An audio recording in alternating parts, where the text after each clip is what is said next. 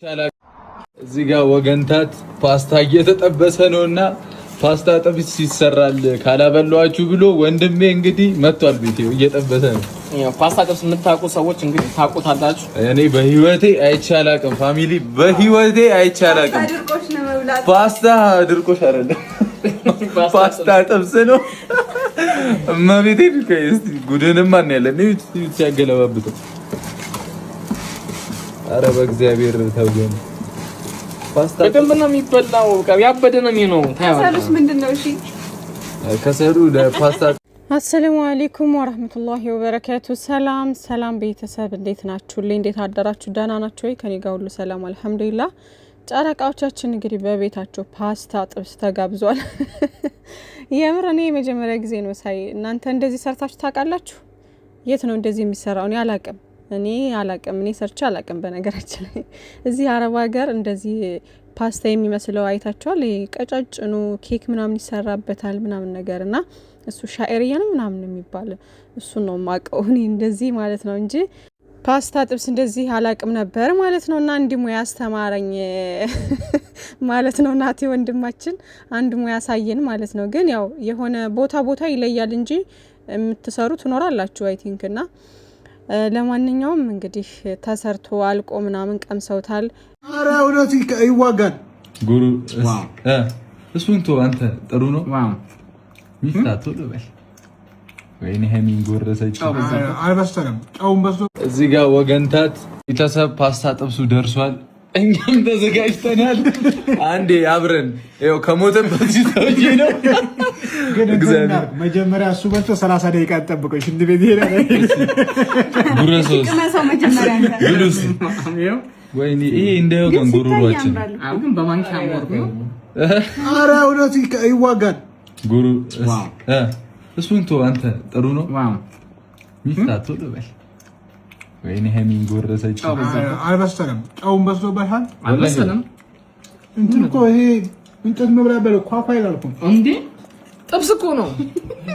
ትክክል አይደለም እኮ አይ ፈረንጅ በልታ አታውቅም። ማርያም ይጣፍጣል ግን ያበደ ነው። ማርያም አታውቅም ማለት እግዚአብሔር ፓስታ ጥብስ ብሎ ያበደ ነው። ቶዘን ይሄ ነው የምሰራው እዚህ ቤታው በጣም እንሞትብሽ አመሰግናለሁ።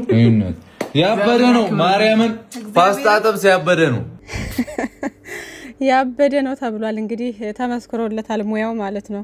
አቶ ሚፍታ ብቻ ነው ትንሽ እንትን ያላለው እሱም እያደር ይለምዳል።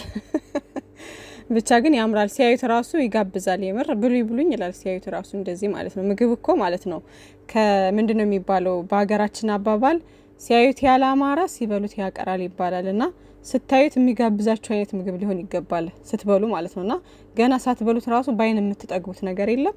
እንደዛ የሆነ ነገር በቃ ዲኮር ተደርጎ ምናምን ምግብ ራሱ የሆነ አሪፍ ተደርጎ ሲቀርብ ደስ ይላል አይደለ? እንጂ የሆነ የሚጣፍጥ እንኳን ቢሆን ማለት ነው ዝም ብሎ አቀራረቡ የሚያስጠላ ወይም ደግሞ ሲያዩ ዝም ብሎ ደስ የማይል ከሆነ ለመብላት አይጋብዝም። ይሄ ግን ብሉኝ ይላልና ሙያ መሻላ ነው። እና ደስ ትላላችሁ ጀማው ይሄን አንድነታችሁን መተሳሰባችሁን ይሄ መረዳዳታችሁን ከዛ ደግሞ ሳቃችሁን ደስታችሁን አላህ እስከመጨረሻ ያድርግላችሁ። በጣም ነው የሚያስቀኑት የምር እንደዚህ ተሰብስብ ብለው ጀማው ምናምን እንደዚህ ሲሳሳቁ ደስተኛ ሲሆኑ ምናምን ሲቀላለዱ ሲጫወቱ በጣም ነው ደስ የሚለኝና ይመቻችሁ የምር። ትናንትና ራሱ ሀይሚዬና ብሩኬ በቤታቸውን ባይመጡ እንኳን በሚፍታህ ቤት ምናምን መጥተው እንደዚህ ፈታ ነው ያደረጉኝ ምናምን በቃ ከመጀመሪያው ጀምሮ እስከ መጨረሻው ድረስ በሳቅ እየተዝናናሁ እየሳኩ ነው ያዩት ቪዲዮአቸውን ማለት ነውና ይመቻችሁ። በጣም ዘና የሚያደርግ ነበር የትናንትናው። በጣም ደስ ብሎኛል። አቶ ሀሰን አዙጎ ዘባርቄ እየዘባረቀ እሱ ልጅ መቼም በቃ ቁም ነገረኛ ሆኖ ምናምን ይሄ ፍቅረኛ ኑሮት ወይም ደግሞ አሁንም እኮ ሊኖረው ይችላል ምን ይታወቃል ሊኖረው ይችላል እና ማሄ ነች ምናምን እንዳትሉ ይመችም አላቅም ብቻ ሳም ልትሆን ትችላለች ምን ይታወቃል እኔ አላቅም። ግን ደግሞ ያው ሚስት አግብቶ ወልዶ ምናምን ባዩ ደስ ይለኛል። ኢንሻአላህ አላህ እድሜና ጤና ሰጥቶን ማለት ነው። የሆነ አዝግ ነገር ስለሆነ በቃ እንዴት ነው በጣም የሚቀልድ ሰውና በአንዳንድ ነገሮች ሆነ ዝም ብሎ የሆነ እንዴት ነው ለቃላት የማይጠነቀቅ ሰው ምናምን ቁም ነገር ሚዝ አይነት ነገር መስሎ አይታያችሁም አንዳንዴ ማለት ነው። ግን እኮ ይሄ ለኛ ነው እንጂ ለኛ ለቪዲዮ ነው እንጂ ከካሜራ ጀርባ ቁም ነገር ባለበት ነገር ቁም ነገረኛ ሊሆን ይችላል። ገባችሁ? እኛ እሱን አናቅም። ግን እንዲህ ስታዩት ምናምን የለም በቃ የሆነ እንዴት ነው ቀላጅ ነገር ሁሉን ነገር እንደ ቀልድ የሚያይ ነገር ነው የሚመስለኝ ማለት ነውና እንደዛ ግን ላይሆን ይችላል ማለት ነው ጉዶቼ። ብቻ ግን ፈታ ነው ያደረገኝ ትናንትና። እሱ ብቻ ሳይሆን ሁላቸውም ፈታ ነው ያደረጉኝ። ሲጀመር ፍፄ ራሱ እናንተ ፍፄ ሰው ጋር ሲሆን ያወራል። እናንተ ብቻውን ሲሆን ነው እንደማያወራው ካሜራ ፊት እንዲህ ብቻውን መጥቶ ምናምን በደንብ ለማውራት ሲሆነ ፍሪ ሆኖ ለማውራት እንትን ይላል ይመስለኛል። አሁን እየለመደው ነው። በርግጥ ግን ማን እንደዚህ ሰው ጋር ሆኖ እንደሚያወራው አይደለም። ሰው ጋር ሆኖ ምናምን ሲያወራ ሲቀልድ ምናምን ሲጫወት በጣም ፈታ ያለ ነው። እና ለማንኛውም ይመቻችሁ። ዛሬ ደግሞ ደስ በሚል ነገር እንጠብቃለን ኢንሻአላህ። ሁላችንንም አላህ ሰላም ያድርገን በያለንበት። ሲቀጥል ደግሞ ውዶቼ እቺን ኢትዮጵያዊቷን ሞዴል እህታችንን ቮት አድርጓት ውዶቼ። ሼር እያደረጋችሁ ሪፖስት እያደረጋችሁ ቲክቶክ ላይ ምናምን ሪፖስት አድርጉላት፣ ሼር አድርጉላት ምናምን። የኢንተርቪዋ ምናምን ነገር የሰማ ሰው በጣም ተሳዝን። እህቷ በቅርብ የተገደለችባት ልጅ ነች። እሱን ነገር ተቋቁማ ሀዘኗን ተቋቁማ ምናምን ነው እንግዲህ እዚህ ውድድር ላይ ያለችው ማለት ነው ውዶቼ። እና ሀገሯን ወክላ ይሄ ኢትዮጵያዊነትን ወክላ ስለሆነ እየተወዳደረች ያለችው ቮት አድርጓት። ቮት እንዴት ነው የምታደርጉት? ኢትዮጵያን ሚስ ወርልድ ምናምን ብላችሁ የሆነ እንትን በሉ ሰርች አድርጉና ይመጣላችኋል። መጀመሪያ የሚመጣላችሁ የሷ ነውና እሷ ጋር ፕሮፋይሏ ስር ባዮ ላይ ሊንኩን አስቀምጣለች። ሊንኩን ተጭናችሁ ስትገቡ ቮት የሚል ነገር ይመጣላችኋል የሷ ፎቶ ጋር ማለት ነው። ቮት የሚለውን ክሊክ ስታደርጉት ማለት ነው ከላይ ሎጊኢን የሚል አለ። ሎጊኢን የሚለውን ንኩትና ፓስዋርድና ኢሜል ይጠይቃችኋል። ከዛ የተዘጋጀ ኢሜል ካላችሁ ኢሜላችሁን አስገቡ። ከዛ ፓስዋርድም እንደዚሁ ኢሜል ስታወጡ የሰጣችሁትን ፓስዋርድ ራሱን ታስገባላችሁ። ከዛ በቃ ቮት አደረጋችኋት። ከዛም በኋላ በቃ እንትን አደረጋችኋት ማለት ነው፣ መረጣችኋት ማለት ነው። ገባችሁ? ከዛ ደግሞ ኢሜል የሌላችሁ ሰዎች ደግሞ ማለት ነው ኢሜል ማውረድ ትችላላችሁ። ኢሜል እንደ አዲስ ክሬት ማድረግ ትችላላችሁ። ገባችሁ? ምን ላይ ይሄ ጂሜል የሚለው የለም። ጂሜል ውስጥ ትገቡና ስማችሁን ዩዘርኔም የአባታችሁን ስም ምናምን ትጽፉና ከዛ የተወለዳችሁበት ምናምን እሱን ነገር ትሞሉና ልክ ፌስቡክ ምናምን ስንከፍት እንደምንሞላው ማለት ነው እንደዛ ትሞሉና ከዛ ራሱ ኢሜል ይሰጣችኋል። ያንን ኢሜል ሴቭ አድርጋችሁ ያዙት። ለሌላም እንደዚህ አፕሊኬሽን ስከፍቱም ሆነ ዩቲዩብም ወይም ደግሞ ሌላ የሆነ ቲክቶክም ሆነ ብቻ የሆነ ነገር ስከፍቱ ይጠቅማችኋል። የራሳችሁን ኢሜል አወረዳችሁ ማለት ነው። ያንን ኢሜል ሴቭ አድርጋችሁ ያዙት እና ያንን ኢሜል ወስዳችሁ ታስገቡታላችሁ። ከዛ ይሰራል ማለት ነው። ቮት አደረጋችኋት ማለት ነው። ገባችሁና ኢሜልና ፓስዋርድ እያስገባችሁ ቮት አድርጓት፣ ልጅቷን ምረጧት ማለት ነው ውዶቼ። ከዛ ደግሞ ምንድነው አፕሊኬሽንም አለ። በአፕሊኬሽንም እንትን ማለት ትችላላችሁ። ቮት ዋን ነው ምናምን ብላችሁ ስትገቡ ከላይ ፕሌይ ስቶር ውስጥ ይመጣላችኋል። እሱን አውርዳችሁ መምረጥ ትችላላችሁ። በዛም እንደዛው ይመጣላችኋል ማለት ነው። እና ደግሞ አንዳንድ እንትን ደግሞ ከታች ደግሞ ልክ ግብት ስትሉ ሊንኩን ተጭናችሁ ስትገቡ ቮት የሚል ይመጣላችኋል። እሱን ቮት የሚለውን ስትጫኑ የሆነ የሂሳብ እንትን ይደረደርላችኋል ደግሞ በሌላ ሳይድ ማለት ነው።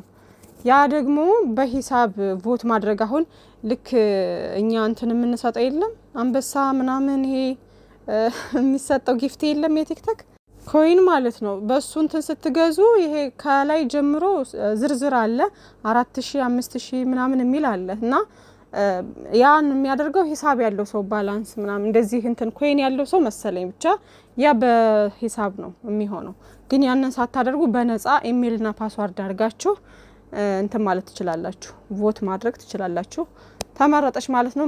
የኤርትራ ሞዴል እሷ በአንደኝነት ደረጃ እየመራች ነው። የኛዋ ደግሞ ሁለተኛ ላይ ነን ማለት ነው። እኛ ኢትዮጵያውያን ሁለተኛ ላይ ነን። ስለዚህ ይሄን ሁለተኛ የሆነውን ወደ አንድ ደረጃ እናምጣት ውዶቼ። እና ደግሞ እኛ አሁን 120 ምናምን ሚሊዮን በላይ ነን። ኤርትራውያኖች ደግሞ ተወሰኑ ናቸው፣ ግን ትብብር ነው። ገባችሁ? ከብዛት ጥራት የሚባል ነገር አለና ለዛ ነው ትብብራቸው ነው። ይሄው እኛ ደግሞ በፖለቲካውን በምንም ክፍልፍል ብለን እርስ በርስ እየተባላን ስለሆነ አሁንም ራሱ ይሄን ነገር ወደ ፖለቲካ ቀይረውት እየተጨቃጨቁበት ነው። እኔ እንደዚህ አይነት ቦታ ላይ አልገኝም እንጂ ማለት ነውና ስክሮል ነው ማረገው እንደዚህ አይነት ነገር። ሲጀመር ይሄ ነገር ከእንደዚህ አይነት ነገር መገናኘት የለበትም። እንደ አንድ ሀገር ኢትዮጵያዊ ምንም እንኳ ሰላም ባይኖርም ምንም እንኳ የኛ የራሳችን ብዙ ችግር ቢኖርብንም እንኳ እንደ ሀገር ግን ከሌሎች ሀገር ጋር ስትወዳደሩ ያው ሀገራችሁን መጣል የለባችሁም። ገባችሁ አይደለ? ምንም ቢሆን ምንም ያው ከሀገራችሁ ነው እንትን የምትሉት ጎን የምትሆኑት ማለት ነው። ገባችሁ? ምክንያቱም ሀገር ተጥሎ የሌላ ሀገር መቼም አይመረጥምና እንደዛ ባይሆን መልካም ነው። ባንከፋፈልና ሰላም ፍቅር ብንሆን አንድ ብንሆን በ24 ሰዓት ውስጥ እንኳን አይደለም 700 ሺህ ምናምን ይቀርና 2 ሚሊዮን መግባት የምንችል ሰዎች ነበርን ማለት ነው። ከዛም በላይ ከተባበርን ማለት ነው። ለማንኛውም እንግዲህ ያልሰማችሁ ያው ብዙዎቻችሁ የጨረቃ ፋሚሊም ሰምታችሁ ሸርሸር እያደረጋችሁ ስለነበር እኔም ደግሞ የበኩሌን እዚሁ ለአንዳንድ ላልሰሙ ሰዎች ላድርስ ብዬ ነው ማለት ነውና ያው እንግዲህ ያቅማችንን እንትን እንበል ስበብ እናድርስና ካሸነፈችም ያው ሁለተኛም ብትወጣም ችግር የለውም። እንግዲህ መሸነፍ ማሸነፍ ያለ ነው። መሸነፍ አይባልም ሲጀመር ይሄ ሁለተኛ ከወጣችም ማለት ነውና ለማንኛውም ልጅቷ ደግሞ በጣም ነው የምታሳዝነው ምናምን እንደ ሀገርን ብቻ ሳይሆን በግል ደረጃ ራሱ የሞራል እገዛ ነው ይሄ። ገባችሁ አይደለ? ልጅቷ አሁን ያለችበት ሁኔታ በጣም መጥፎ ስለሆነ ሴት ልጅ ነች ምናምን እንደዚህና እዚህ ቦታ ላይ የቆመችው የእህቷን ሀዘን ተቋቁማ እስከሆነ ድረስ ለሷም የሞራል እገዛ ይሆናት። አልገባችሁ? ደስተኛ ትሆናለች ቢያንስ በዚህ ነገር ስኬቷን ስታሳካ ምናምን ሀገሯን ስታስጠራ። ገባችሁ አይደለና ሰው ያን ነገር አያስብም። ደድቧል። አሁን ሰው በፖለቲካ ተጨማልቋል። ለማንኛውም ልቦና ይስጠን። መልካም ቀን ይሁንላችሁ። ባይ ባይ።